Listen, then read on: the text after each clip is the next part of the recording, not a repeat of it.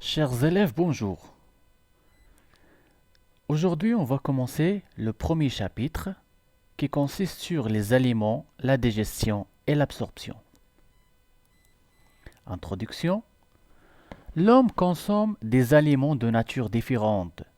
Ces aliments passent par le tube digestif et subissent à des transformations. Dans ce cadre, on parle de la digestion, afin de former des particules fines qui s'appellent des nutriments, qui se passent après dans le sang afin d'utiliser par nos organes ou encore par l'organisme. Problématique. Voici quelques questions sur lesquelles on va répondre durant ce cours. On va identifier, on va déterminer les constituants des aliments. Quelle est la nature de transformation qui subissent ces aliments dans le tube digestif? Comment les nutriments passent dans le sang? Voici quelques hypothèses. Les aliments se composent de glucides, lipides, protides, vitamines, sels minéraux, eau. Les aliments sont digérés. Les nutriments passent dans le sang et utilisés par leur corps. À la fin de ce cours, on va rejeter ou encore accepter ces hypothèses. Maintenant, passons à la détermination de la composition de quelques éléments. Commençons par la mise en évidence de certains constituants des aliments. Pour détecter les constituants des aliments, nous utilisons des échantillons d'aliments avec une gamme de réactifs ou encore détecteurs. Voici un tableau qui montre les aliments simples avec le réactif approprié.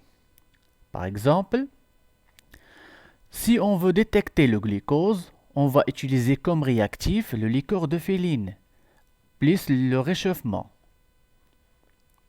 Le résultat obtenu, une précipitation rouge brique.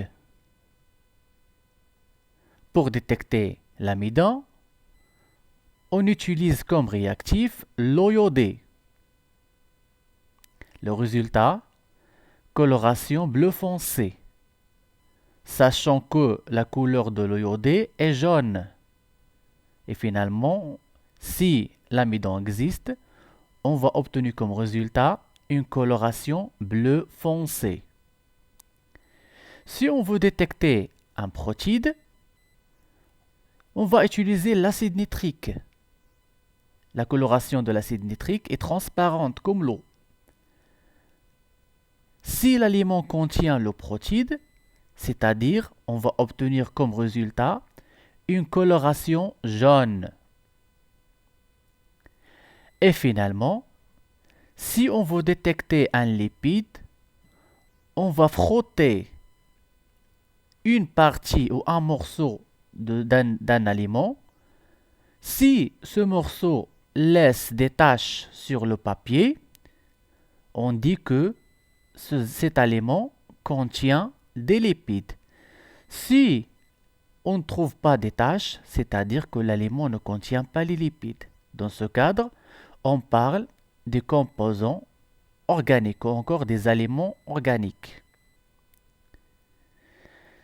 Dans le cadre des minéraux, si par exemple on veut détecter s'il y a l'eau dans l'aliment ou pas, on va réchauffer un morceau d'aliment dans un tube à essai, par exemple le pain.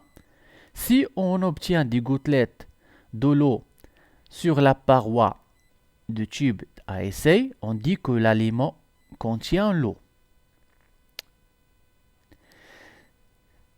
Si on veut détecter un sel minéraux, par exemple le chlorure de sodium, on va utiliser le nitrate d'argent.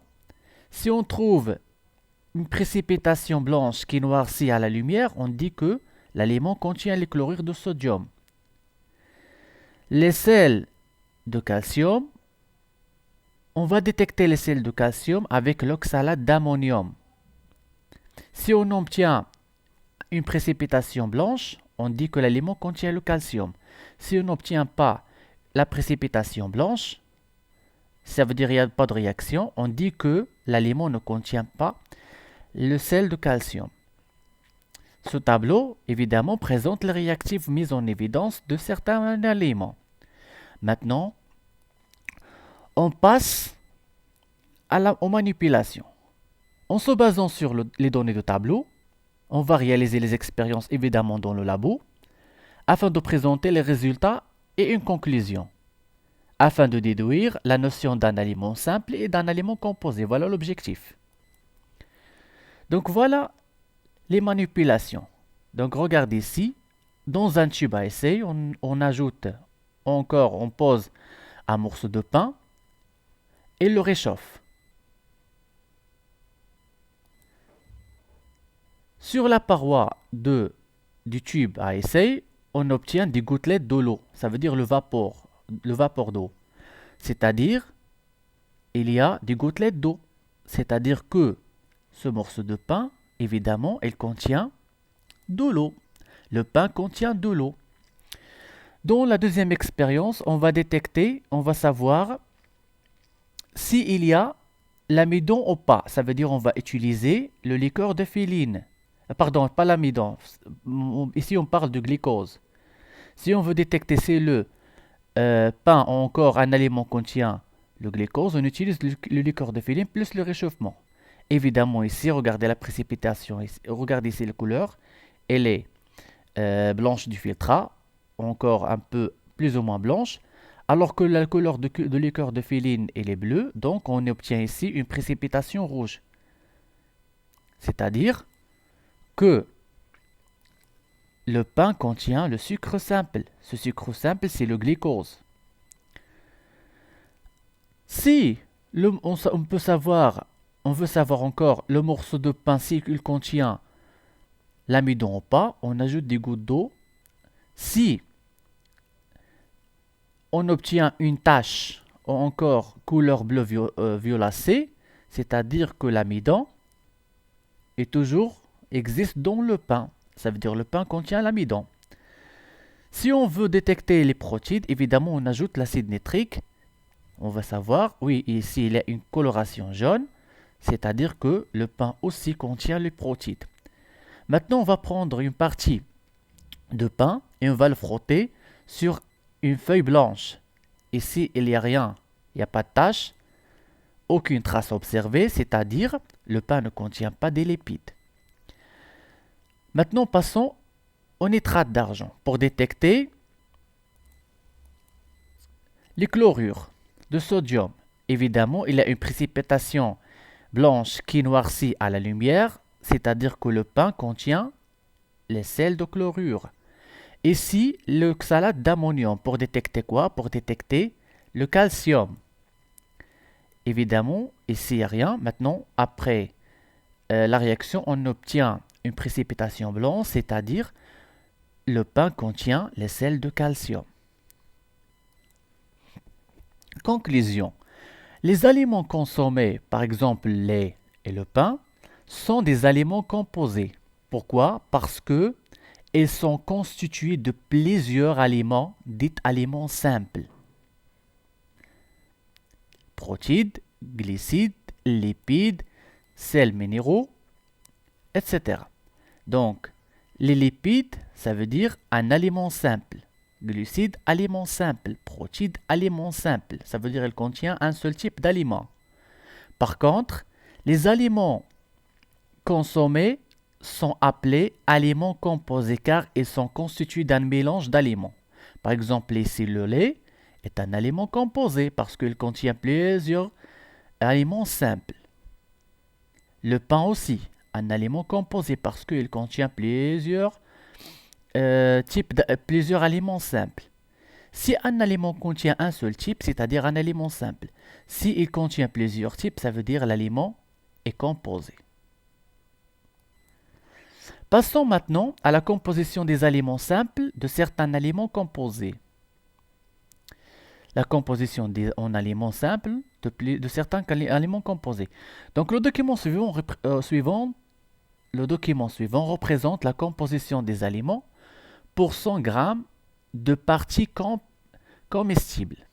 C'est-à-dire, dans 100 grammes, on va déterminer quelle est la valeur, encore quel est le pourcentage de l'eau, du glucide, du protéide, des lipides. Commençons par l'amande. Par exemple, 100 g d'amande contient combien? Soit 46 g de l'eau.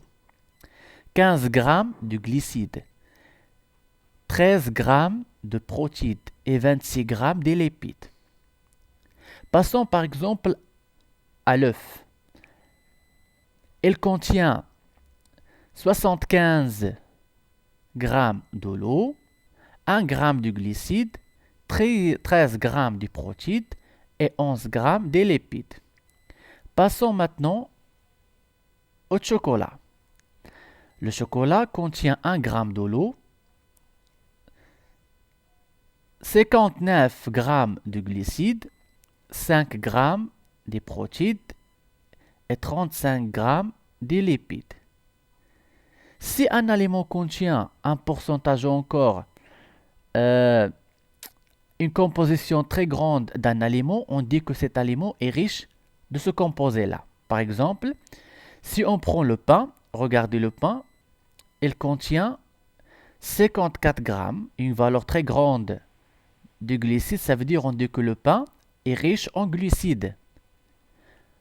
Dans le cadre, par exemple, du pomme de terre, aussi les pommes de terre contient presque encore, je ne pense pas que cette valeur sont vraies. De toute façon, l'objectif de cette partie, c'est d'identifier les aliments qui sont riches en glucides, en protéines et en lipides. Voici le tableau qui résume ce qu'on a dit. Donc, par exemple, des exemples des aliments qui sont riches en glucides. Voilà le pain, la pomme, les pommes de terre, l'haricot, le miel, le riz, etc. Les aliments qui sont riches en protéines, voilà la viande, l'œuf, poisson, poulet, fromage.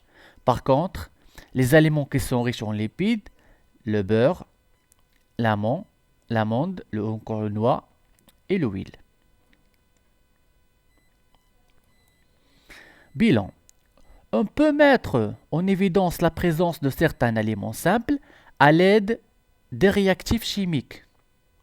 Les aliments consommés sont dits composés car il est formé de quoi? De 2 ou plusieurs aliments simples.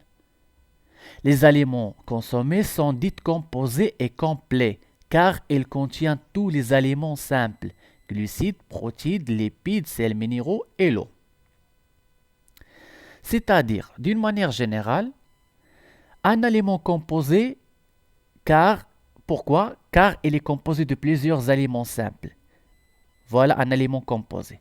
Mais quand on dit un aliment composé et complet, ça veut dire qu'il contient tous les types des aliments simples qui sont l'eau, sels minéraux, lipides, protéines et glucides. Voici quelques remarques concernant le filtrat du pain et le filtrat de lait. Pour obtenir le filtrat de pain, on fait quoi? On mélange du pain et de l'eau distillée. On le filtre. Le produit filtré obtenu, c'est le filtrat du pain. Voilà l'expérience qui montre. Voilà l'image qui montre, encore le document qui représente comment on obtient le filtrat du pain. Par contre, le filtrat de lait, on utilise un acide pour faire cailler le lait. Ici, on ajoute quelques gouttes d'acide acétique au lait. Regardez, il y a la formation des caillés. Après le filtrat, donc le produit obtenu après la filtration s'appelle le filtrat de lait.